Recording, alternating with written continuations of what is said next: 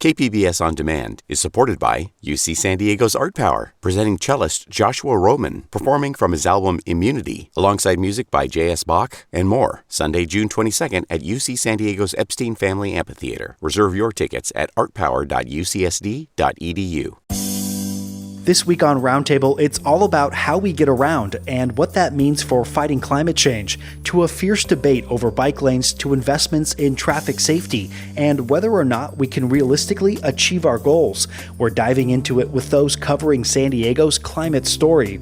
I'm Matt Hoffman, and this is KPBS Roundtable.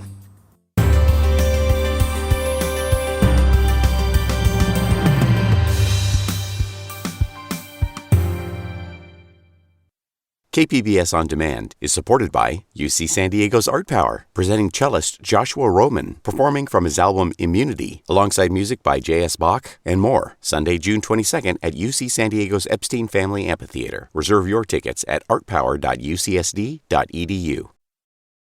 As we respond, my administration is using every tool at our disposal to protect American businesses and consumers from rising prices at the pump. As I said last week, defending freedom will have cost for us as well and here at home. We need to be honest about that. But as we do this, I'm going to take robust action to make sure the pain of our sanctions is targeted at the Russian economy, not ours. That's President Joe Biden warning of a potential consequence of the war in Ukraine. If you caught yourself doom scrolling this week, you're not alone. Just as it seems like we've finally made progress on the pandemic, another major issue is on our doorstep. While we look at the images coming out of Ukraine, the impact 6,000 miles away in San Diego could be seen in the rising prices at the gas station or on our energy bills arriving in our mailboxes. So what can we do about it? Changing our habits isn't easy, and even our best actions might not be enough. We'll get into that a little bit later, but first, the pushback to doing even the bare minimum. If people are going to take fewer car trips, they need a safe and inviting alternative. Protected bike lanes are a part of that solution, but once again, there are complaints about the city's investment and its impact on neighborhoods. Emily Alvarenga found that out when her story this week for the San Diego Union Tribune drew response from all sides. Welcome to Roundtable, Emily. Thank you. Your story is about the new bikeway in North Park. It's along 30th Street. The UT, KPBS, and a lot of other outlets have covered its rollout. What do you make of the response? I mean, what sort of feedback are you getting, and does any of it surprise you? Honestly, the feedback has been just as the response to the bike lanes has been. It's been mixed. There's people on both sides of this, and there have been since the plan was first proposed a few years ago now. There's businesses in opposition. There's businesses who love it. There's also residents who love it or hate it. A lot of detractors of these bike lanes say that fewer parking spaces means less visits and less money being spent at the local businesses. Is there any data to support that theory? Yeah, one of the businesses went back and tracked the data and says that they have lost 50% of the revenues since the bike lanes were installed. Wow. And how do they trace that back to bikes? They have not, unfortunately. There's no way to tell for sure that was directly related to the bikes. It's just this time this year versus last year. Obviously, there's a lot of factors that go into play. At the other end of the spectrum, there was commentary on Twitter from bike advocates here. What are they saying about the criticisms of this project? They are saying that, it has overall improved conditions for them. They have said that it makes it more bike friendly and safer for them, but they know that the parking situation has been a problem and are saying that, the benefits outweigh the costs. And do we know if those bike lanes in North Park, do we know if they're actually getting use? I remember seeing something about the city putting out some sort of trackers, whether it be for bikes or scooters. Yeah, they have put in a bike counter, which is at the corner of University Avenue and 30th Street. I believe it counts every person that goes through. So not every bike, but every person. So if there's a two tandem bike, then it counts two. The city has said that about 100 to 200 people go by per day. And since the bike lane counters were installed about a month ago, over 8,000 have gone by. But that data is available on the city's website, and it's linked to in my story as well. One of the complaints from those who are opposed to this type of project is that there's just not enough people using it to justify the disruption. Is it a bit more of a chicken and the egg debate here? I mean, does the city need to create these more inviting spaces, before people sort of feel comfortable using them? Or do you think that they want to see demand coming first? Definitely. It can go both ways. There's a big push in the city's climate initiative to, figure out ways to enhance public transit or even just ways for people to bike or walk more. So in the long run, they hope that it'll pay off, but I don't necessarily think they need to see the demand first. They want to try and initiate the want for it. Emily Alvarenga is a reporter for the San Diego Union Tribune, and she's our guest on Roundtable. And I'm curious, do you think that any of this pushback reveals, some of the limits that people have in terms of changing their own personal routines, in order to sort of collectively deal with the climate issue? I really don't think so. More of the feedback that I've heard so far is that it more so reveals an infrastructure issue that was already in place. The people who are biking were already biking. People who are using it now, they like it, but it just more so the infrastructure that's the problem. And so we're hearing a big no here from some businesses, and the bikers obviously like this, but what about just general people in the community? Did you have a chance to hear from any of them on sort of where they stand with this? Yeah, there was a few residents who I spoke to, and they're on both sides as well. There's residents who say that there's less parking and that it's been difficult for them even in their own community. But there's also residents who love it and are cycling more than they used to. Considering the response here, do you plan to follow up on this topic in North Park, or are there any other, bike lane projects that are going on that you think could attract the same amount of attention? Definitely. I think that this will be just the first one of many. I know that the city is planning on installing more bike lanes, but I'm definitely going to be doing follow-ups in this community, as there was also a lot of solutions that were brought up, and to see if there are any of those that get taken. And just generally, why do you think that when it comes to biking and scootering and bike lanes, why is it such a hot topic? I think that it is a hot topic because of the climate initiatives that the city is pushing, that everyone is talking about. Biking is a very good way to get around, but you have to be able to do so safely. And we know that you're relatively new to the Union Tribune and this new beat. What are your goals for covering San Diego's communities, and any stories in mind that you really want to tell? Yeah, my goals are really to just give a voice to the community and issues like this one. There really is no boundaries, whether it's, a community member or, a business who has a problem, or even just a unique story to tell. That's really my goal. Well, we know that this topic isn't going anywhere anytime soon. Emily Alvarenga is a community reporter for the San Diego Union Tribune. And Emily, thanks so much for your time today. Thank you for having me. Let's turn to one of our own reporters at KPBS who has covered cycling, local climate politics, and traffic safety extensively. We're talking about Metro reporter Andrew Bowen. And Andrew, welcome back to Roundtable. Hey, Matt, thanks. So that story by the Union Tribune, it got a lot of local traction in cycling circles this week. What do you make of the response? Well, ultimately, what I think this story in the UT found was that a lot of people are still really unhappy with the 30th Street bike lanes, even now that they're a done deal. And there's a persistent unwillingness, or for some people, maybe an inability to just move on and figure out ways to adapt to this new reality. And cyclists are frustrated with that. They've been fighting for years for these kinds of improvements to safety in San Diego. Bike lanes where, parents can ride with their kids and not feel like their lives are at risk. And it's not an overstatement to say that this kind of infrastructure can literally save lives.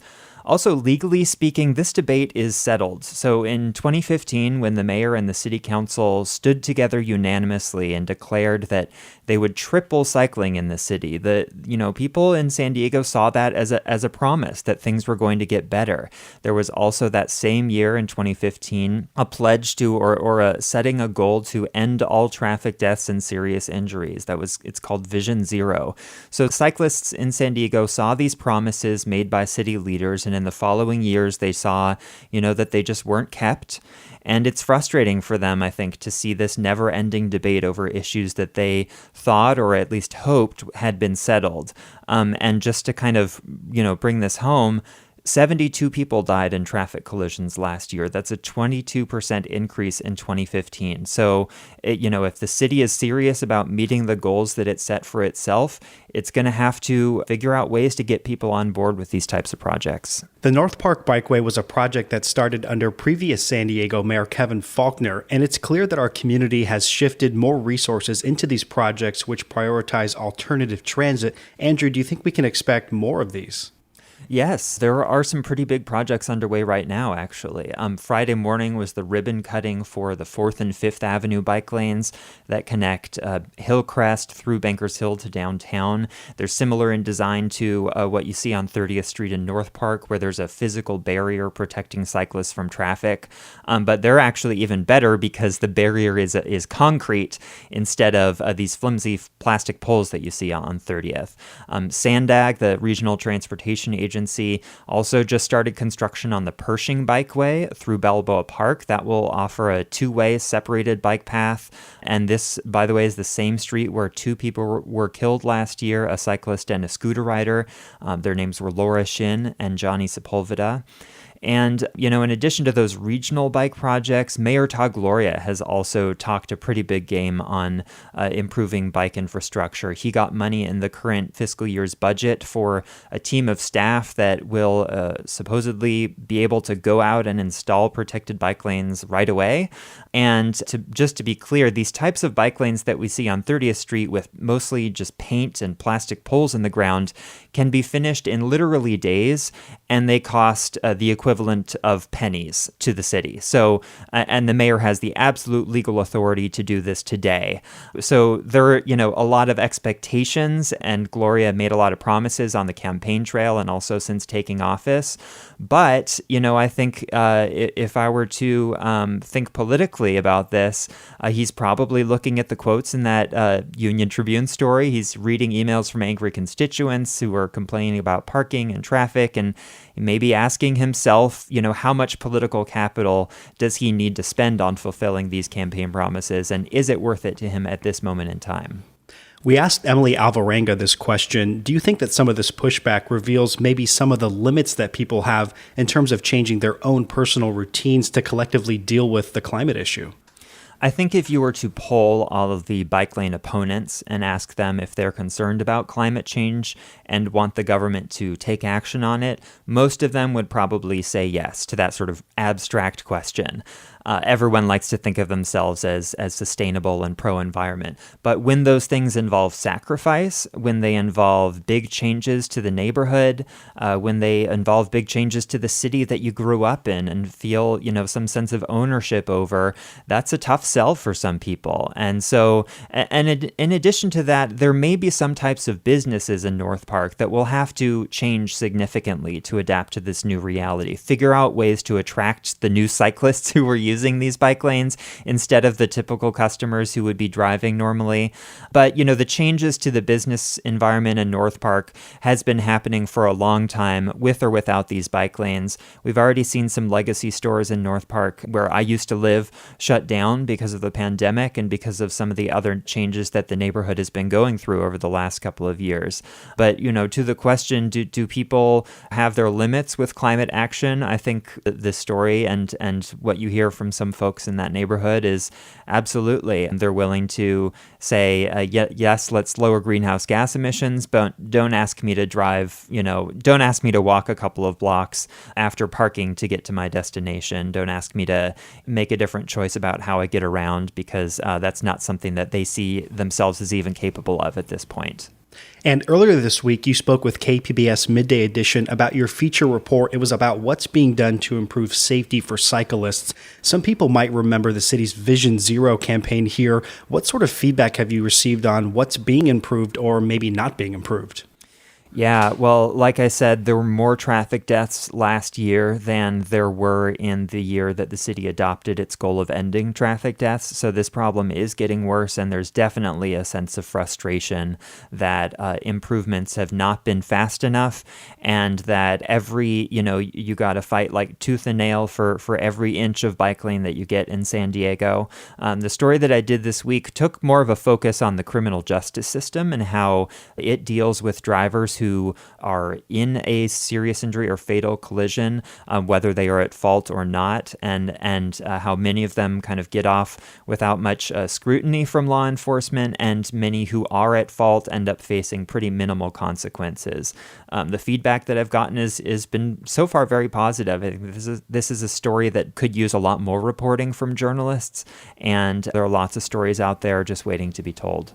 And I'm curious, you mentioned that traffic deaths are going up. So when we're talking about the city's Vision Zero campaign, are city leaders indicating to you that they think that they can actually achieve this goal, or is it more of just a good tagline?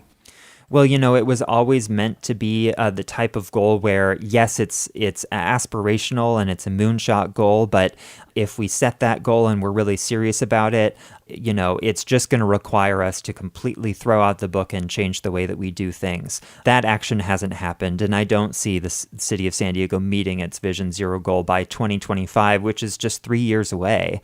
And I think there will be a lot of soul searching to do at that point when that sort of symbolic deadline has arrived and San Diego is, wherever it is. What were the missed opportunities along the way, and what can San Diego do going forward to, if not completely eliminate traffic deaths in the city, at least make them much, much less common? Because, as I've said a couple of times already, this problem does appear to be getting a lot worse, not better.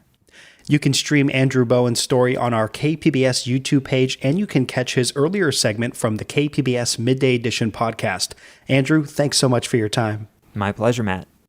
KPBS On Demand is supported by UC San Diego's Art Power, presenting cellist Joshua Roman, performing from his album Immunity, alongside music by J.S. Bach and more. Sunday, June 22nd at UC San Diego's Epstein Family Amphitheater. Reserve your tickets at artpower.ucsd.edu.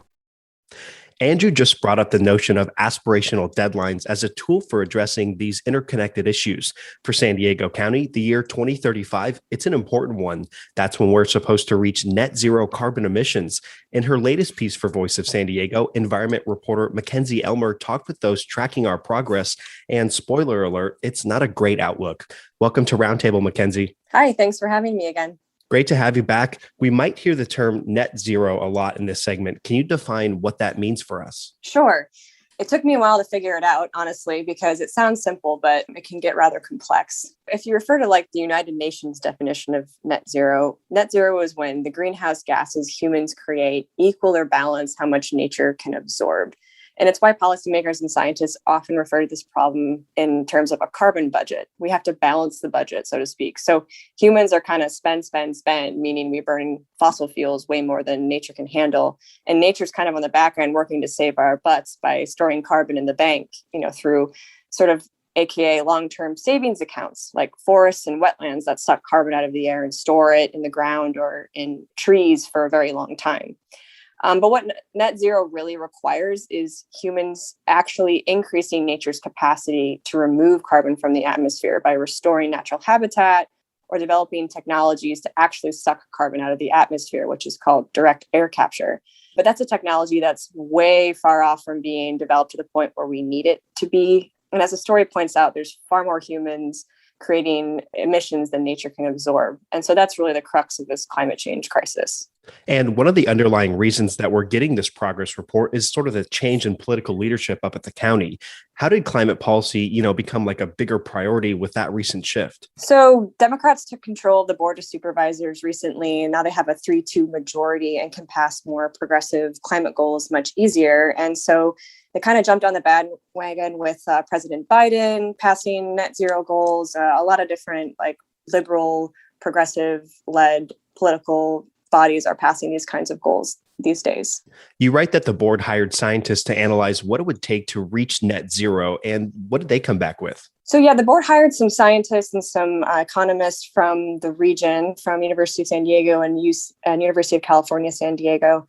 And they came back with this 600-page report called the Regional Decarbonization Framework. And it basically addresses and looks at all the greenhouse gases that different sectors of our local economy create, from transportation to energy, and also takes a look at the natural environment as well. And another big piece that they looked at was that the climate action plans that various cities have proposed all throughout San Diego, and some of them have passed and some of them are in the middle of updating them. And one big takeaway from that was, even if we completed all of the things in those climate action plans that are laid out today, we still wouldn't get to our goal of net zero by 2035. So even if we're doing everything right, scientists are saying that it's unlikely that we're going to reach net zero by 2035.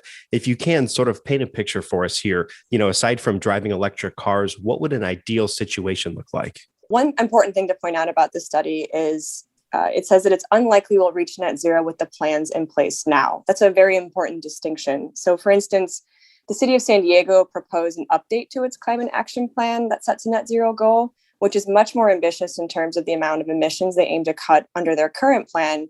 And the current plan is the one that the scientists took a look at. So they haven't accounted for the other types of emissions that, for instance, the city of San Diego plans to eliminate. So we may reach net zero. It's just that as on its face right now, with all the plans and policies in place, if those go perfectly to plan, scientists predict that we're only going to have reduced our emissions by about half. So that's really what this study really shows, is the magnitude of effort needed to actually keep our climate promises. An ideal situation for us to actually reach net zero, according to the researchers, I mean, we need some sort of massive societal changes. Not only would everyone need to basically drive an electric car, and all trucking should become electric as well, we would also need to reduce the need for travel in the first place. And we also need to protect all the habitat that we have currently that stores carbon, and then also expand that to the greatest extent that we can. And the researchers also say, all power should essentially be transitioned to 100% renewable electricity, which is going to take, perhaps large, utility scale solar being built, other types of renewables being developed. It's basically kind of an all hands on deck development of all the types of resources that we can make to get rid of the fossil fuels in our economy. And then not only that, but basically every nation could probably say this, that we need to develop this technology that can actually take carbon out of the atmosphere. This is called that direct air capture that I mentioned earlier. And when you talk to a lot of policymakers, they're all kind of really hoping and banking on those technologies being there in the future, but we really don't know if that's going to be there in time. It's a sobering result, but it's imperative that policymakers are actually looking themselves in the mirror on this issue, which is what I think this study actually does.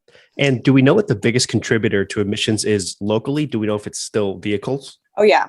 Vehicles, driving our cars, our trucks, our fossil fuel powered ones account for 47% of the region's emissions, according to this study. So that's really the biggest portion of emissions we have to reduce. And that's something that local policymakers don't really have a whole lot of control of. Like, they can expand bus systems, they can offer options to citizens, but it really comes down to individual choices. I'm speaking with Voice of San Diego environment reporter Mackenzie Elmer. And Mackenzie, people might be listening to this conversation we're having and get a little discouraged here, which could be an important thing to consider, since a lot of these changes, they rely on our individual behaviors. I'm curious, what's the message to those who feel like this is a challenge that isn't going to be able to be met? Yeah, I was actually surprised at the amount of sort of despair these stories generated from readers. There's a lot of comments on the story and on Twitter about, oh, we'll never get to net zero. Like, the story points that out. So what's the point? My takeaway is actually the exact opposite, but maybe I'm an optimist. I mean, I look at the study and I see the region doing science-based work, so we can actually pinpoint what sectors of the economy we need to work the most on when it comes to climate change. It's kind of the first step in holding ourselves accountable, and especially those we elect to make these policies, whose, ultimate responsibility it is to help us save the planet as we know it. Governments can come up with all these detailed plans, but they can't force people to change their own behaviors. And that was part of the response from El Cajon's city manager. He's a part of your story. Do you think that that's the root challenge in all this, getting people to buy in and actually change their daily routines? Yeah, it's like anything. Human behavior takes time to change, and not everyone will follow. We have to tackle climate problem at both the big and the small end. So we have to challenge entire governments, corporations, and economic powerhouses to trigger societal changes, like the recent electric vehicle craze is one example. And then we have to make caring for the planet convenient enough that regular people will maybe take the bus once in a while, or maybe shop at a thrift store sometimes instead of buying new, and just sort of make those little changes that ultimately calculate up to a big drop in greenhouse gas emissions. The big story this week is Russia's invasion of Ukraine, and a side effect of this is a renewed focus on the price of energy. Here's President Joe Biden from Thursday pleading with gas companies not to take advantage of the situation. Gas prices are at record highs locally, Mackenzie, and the violence is expected to push those prices even higher. Do you think this serves as an example of why there's a push to reduce dependence on fossil fuels, beyond just the environmental benefits? Yeah, we could talk hours about geopolitics of fossil fuels, but I'd much rather join you on the opposite end of the table, interviewing an expert than pretending I am one on this particular topic. But generally speaking, history has shown that it's better if people have choices. And that's why nations seek to diversify their energy resources, or at least one reason. So, diversify not only where we buy it from, but the kind of energy we buy. And so that way we're not left in the dust if our, main gas pipeline bursts or is shut off due to geopolitical tensions. And the other thing is, oil and gas fields aren't in every nation. They're not located all over the planet, but the sun does shine and the wind blows and the water flows in most of the areas of the world. So that's certainly a reason to add renewables and diversify your energy resources that way. Mackenzie Elmer covers the environment for Voice of San Diego. And Mackenzie, thanks so much for joining us on Roundtable. Thank you. It was a pleasure.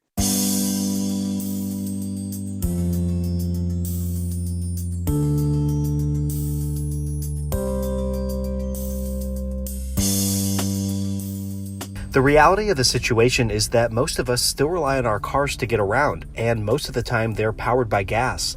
KPBS is staying on top of these record gas prices with several reports this week, including this one from Kitty Alvarado. No matter where you go in San Diego County, gas prices continue to hover at around $5 a gallon. AAA says gas prices are up 4 cents a gallon just from last week and $1.12 more than last year. It's a struggle for people like Sean Pratt, who does in-home support services for clients who live on opposite sides of the county. How do we afford gas if it's that high and afford California's rent and water and gas and electricity and food? Supervisor Jim Desmond says he's getting about 10 to 15 calls every day from people wondering the same thing. And so people are very concerned. And so I sent a letter to the governor saying, hey, there's a surplus. It's the surplus of state taxpayers. It's their money. And so how can we put this to good use? Governor Gavin Newsom's office says his proposed budget does include a postponement of a planned gas tax increase until next year. Kitty Alvarado, KPBS News. Thank you for tuning in to this week's edition of KPBS Roundtable, and I'd like to thank my guests, Emily Alvarenga from the San Diego Union Tribune, Andrew Bowen from KPBS News, and Mackenzie Elmer from Voice of San Diego. If you missed any part of our show, you can listen anytime on the KPBS Roundtable podcast. I'm Matt Hoffman. Join us next week on Roundtable.